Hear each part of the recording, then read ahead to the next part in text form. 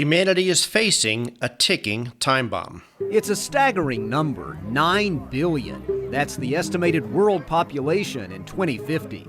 And perhaps most daunting here, how will we feed that many people? By 2050, we're going to need a 50% increase of food supply to sustain the population growth. 50% increase, that's a lot, especially when we already have trouble feeding the world today.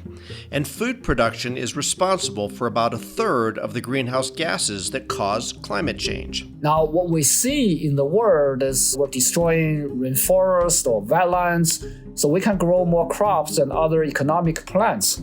Right? This in turn contributes to global warming because we have less forest to soak more or fix more carbon dioxide. In the scientific community, there's been a race against the clock to find a solution to this problem.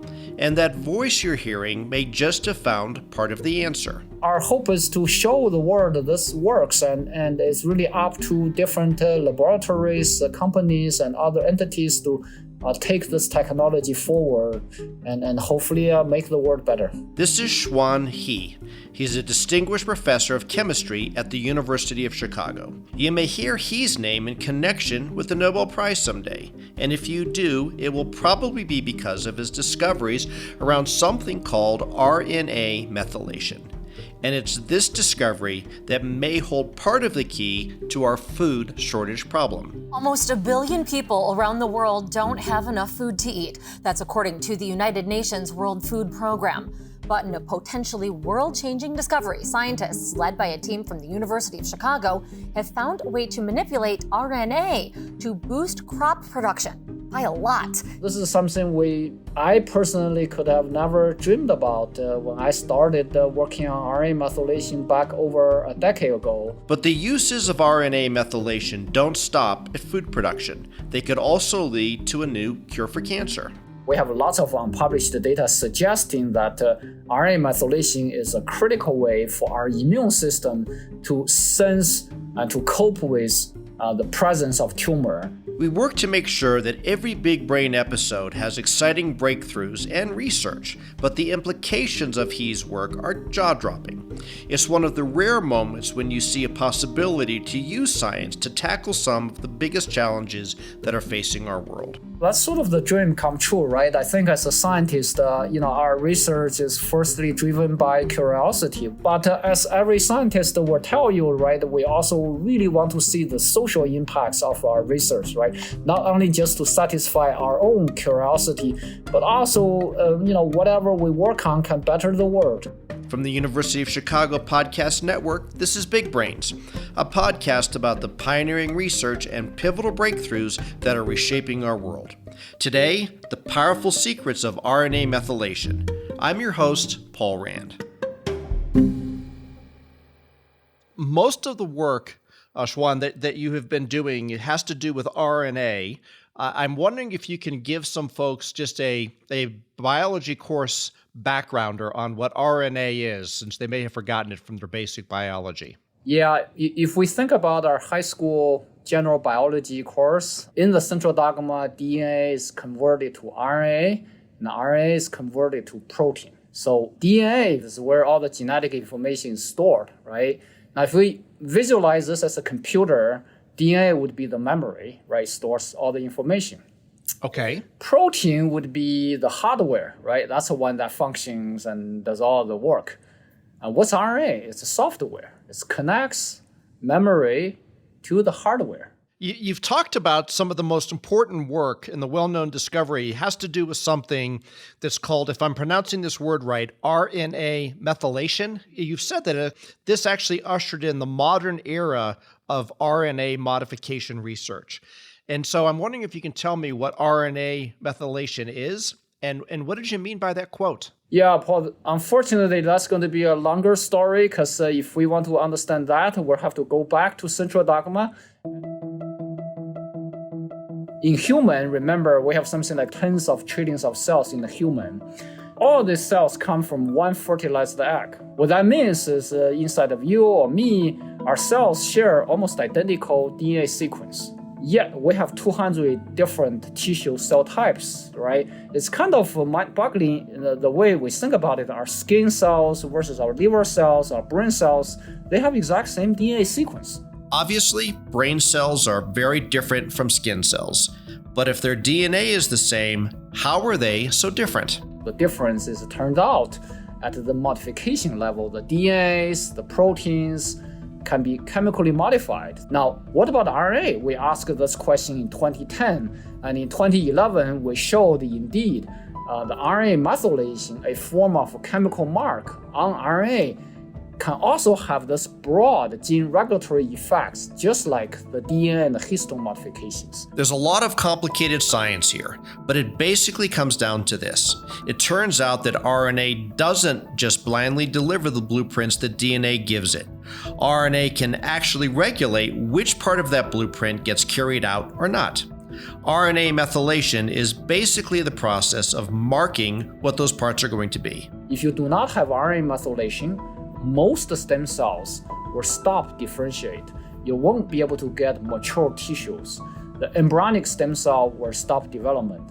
No RNA methylation, no difference between brain cells or skin cells. It's essential to human development. The second part of this is each cell will need to communicate with other cells and environment. It turned out that communication really rely on RNA methylation. Okay, so what does this have to do with food and cancer? Some of you may have put it together already. If you can go in and actually use the process of RNA methylation to control which parts of the blueprint get expressed, you can radically change living organisms. So as I said, the hallmark of RNA methylation is essential roles for stem cells to differentiate into cells.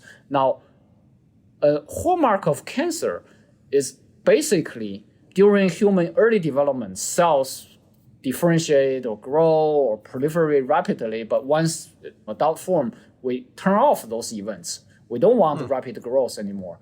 However, a mutation or an environmental factor somehow aberrantly turn on that switch that leads to development of tumor in many cases, right? Because RNA methylation is so critical to this normal development, it also critically impacts a variety of tumor initiation and progression. The RNA methylation also is important to cell communication with other cells and the environment. One sort of system jump to mind is the immune system. And in our 2018 paper we published in Nature was the first one. It's actually really a tip of iceberg. We showed that RNA methylation is used by our immune cells to sense the presence of tumor and decide whether the immune system will eradicated the tumor or not.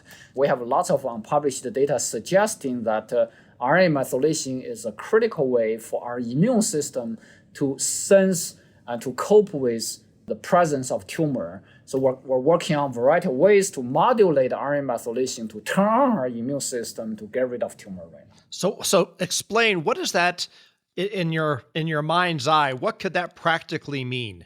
Right. So tumors are very smart. They figure out ways to evade the immune response.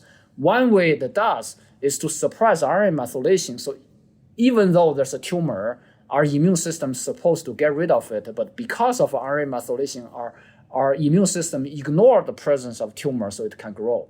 So right now, we're developing ways to switch off that RNA methylation system so tumor can be detected by the immune system and be eradicated. So if we suppress the RNA methylation, the immune system can actually do its job and attack and even kill that tumor? That's right. Oh my goodness.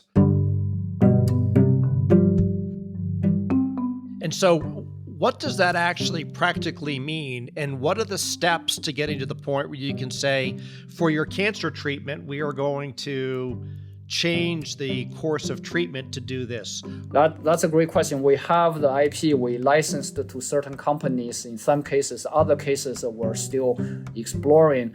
He is co-founder of a biotech company now developing new anti-cancer medicines based on targeting RNA modification proteins. Currently, if you take immunotherapy, right, About 40% of melanoma patients would respond to immunotherapy. The other 60% will not respond. In other cancers, the response rate is even lower, a few percent to 10%, lung cancer, breast cancer. So immunotherapy is great, but lots of tumors, we say they're cold. So they don't really respond to immunotherapy. And we realized the RNA methylation is one reason to make them cold, so they don't respond to immunotherapy. So in one direction, we have been developing small molecule inhibitors. So the pills that you get from hospital, if you're a cancer patient, you can take these pills in combination with current immunotherapy. When we come with a small molecule to turn that switch, many of these tumor or cancer not responsive to immunotherapy become responsive to immunotherapy. So that's sort of one direction we're currently working on. The second direction we're currently working on is really to take human immune cells, engineer them, rewire their RNA methylation system so when they go to the tumor site, they're not going to be suppressed by the tumor anymore, so they can directly attack the tumor. We're developing small molecules that can target this, and then hopefully these small molecules will go on clinical trials and eventually enter clinic. That's just extraordinary. And so by the time this could go into trials, could be when? I'm hoping 2-3 years. After the break, a world-changing solution to food scarcity and climate change. Stay tuned. Hello, Big Brains listeners. The University of Chicago Podcast Network is excited to announce the launch of a new show. It's called Entitled, and it's about human rights. Co-hosted by lawyers and UChicago Law School professors Claudia Flores and Tom Ginsberg, Entitled explores the stories around why rights matter and what's the matter with rights.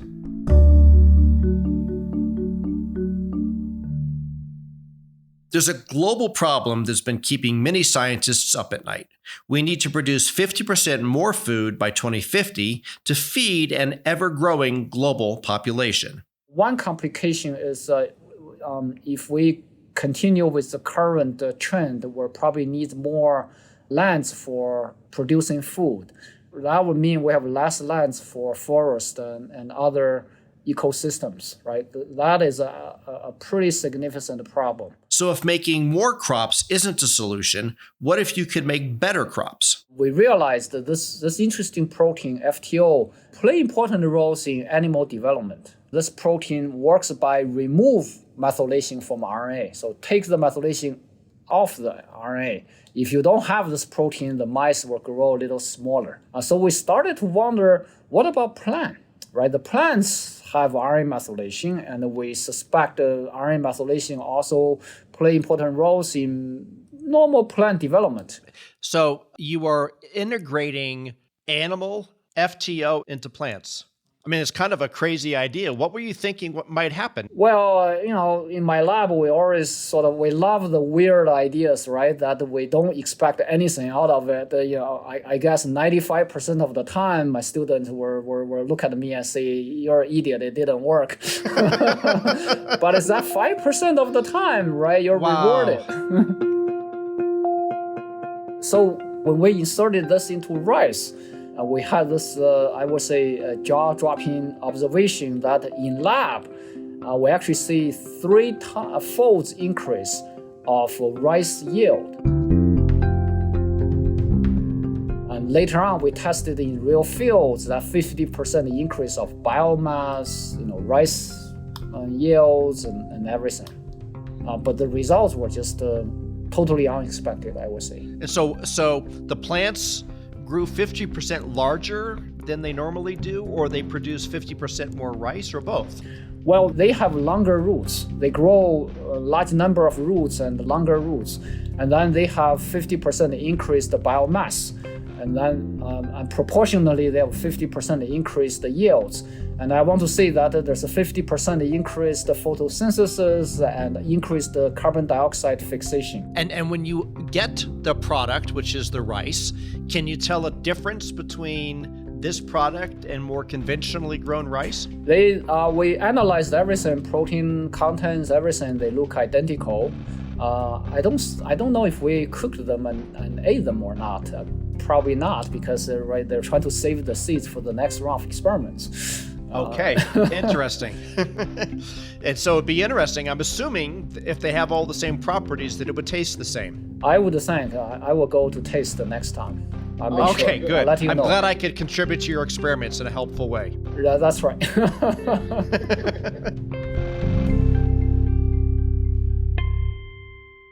Okay, so now you decided not to stop with rice. You thought that was interesting, but let me try potatoes.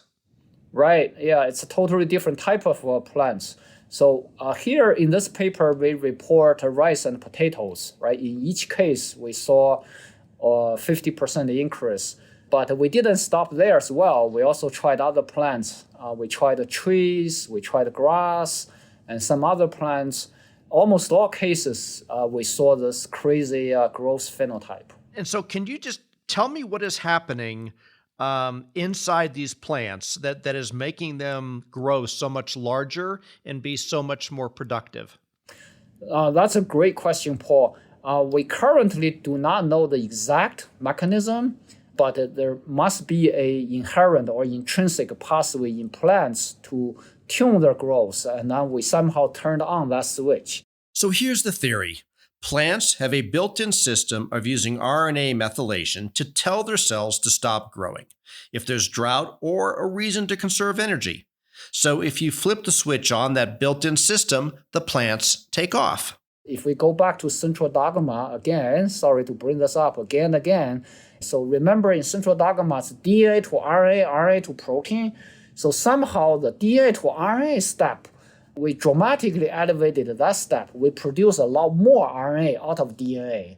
And that leads to plant to grow larger, deeper roots. It generates more tillers, more branch, and a lot more biomass.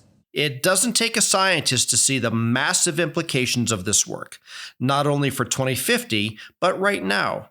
People in developing countries go hungry every day due to a lack of food. In developing world, there's still a lot of space to improve the efficiency and perhaps the yield of the crops grow there.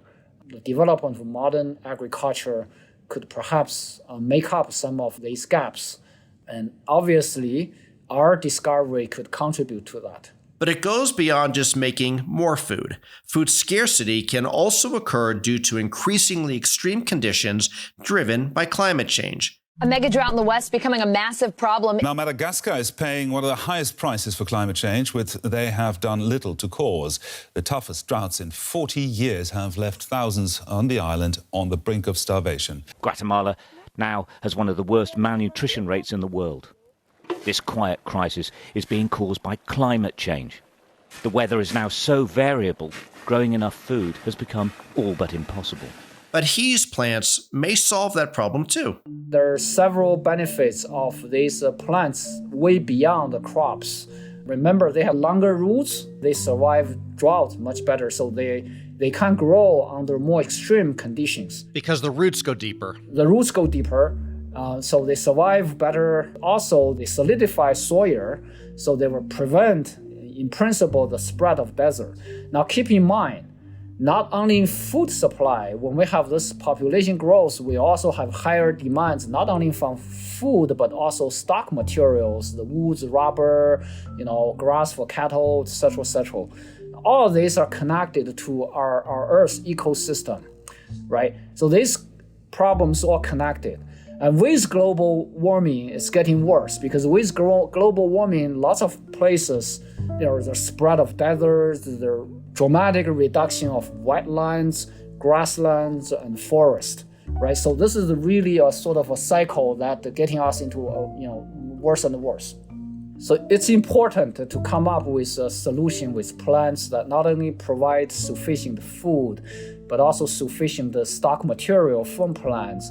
And lastly, some sort of plants that can help us maintain our forest, wetlands, and grassland. Speaking of climate change, Not only do He's plants grow 50% more, they also increase their photosynthesis dramatically, which means more carbon removal from the atmosphere. The benefit of increasing photosynthesis, you fix a lot more carbon dioxide. So you fix more carbon, which is the building block for plants. Okay, but what about people who are concerned about genetically modified plants or GMOs? Isn't this sort of like super GMOs? Right now, we use genetic modification to show the phenotype. And we are working on, and we have preliminary results to show that we do not need to genetically modify the plants. So there are two types of plant engineering out there. One is genetically modified plants. Another is CRISPR gene editing of plants, yes. Right? The CRISPR gene editing is sort of much better accepted, right? This is really the third type.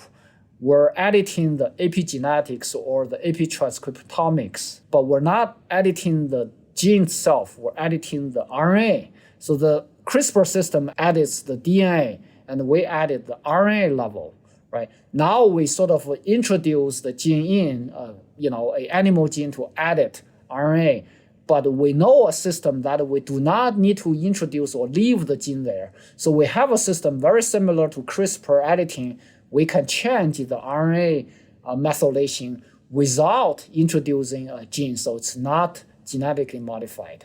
That system, most likely when we apply to the real world application, we're going to use that system to avoid genetic modification.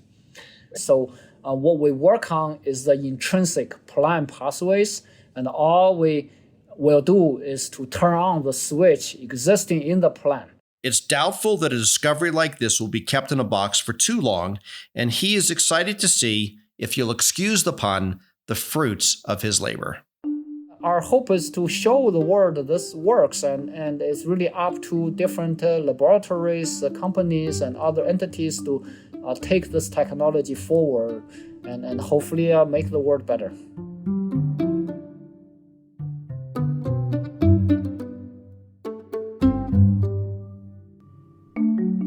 If you're getting a lot out of the important research shared on Big Brains, there's another University of Chicago Podcast Network show you should check out. It's called Not Another Politics Podcast. Not Another Politics Podcast provides a fresh perspective on the biggest political stories, not through opinions and anecdotes, but through rigorous scholarship, massive data sets, and a deep knowledge of theory. If you want to understand the political science behind the political headlines, then listen to Not Another Politics Podcast, part of the University of Chicago Podcast Network. Big Brains is a production of the UChicago Podcast Network. If you like what you heard, please give us a review and a rating. The show is hosted by Paul M. Rand and produced by me, Matt Hodap, with assistance from Alyssa Eads. Thanks for listening.